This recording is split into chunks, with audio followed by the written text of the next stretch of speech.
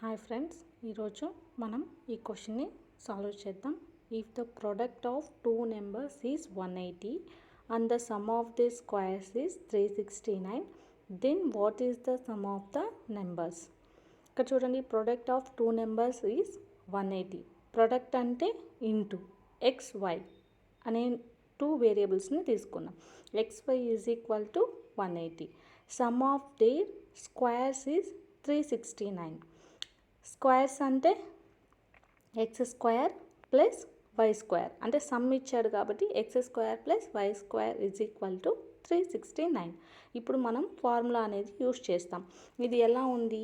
ఏ square plus b square formula లాగా ఉంది. అంటే x plus y whole square is equal to x square plus y square plus 2xy. ఈ ఫార్ములాలో ఈ వాల్యూస్ని అనేది మనం సబ్స్టిట్యూట్ చేస్తామన్నమాట.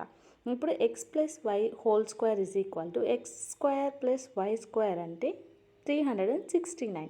ఇప్పుడు ఈ 369 ప్లస్ 2 ఇంటూ XY అంటే XY ప్రొడక్ట్ ఎంత? 180.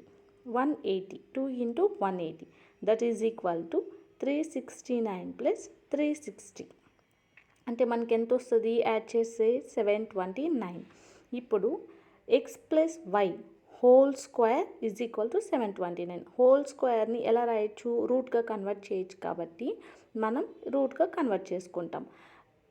729 square root of 729 that is equal to ఈ స్క్వేర్ని ఇలా తీసుకొని వస్తే 729 అవుతుంది. Root square root 729.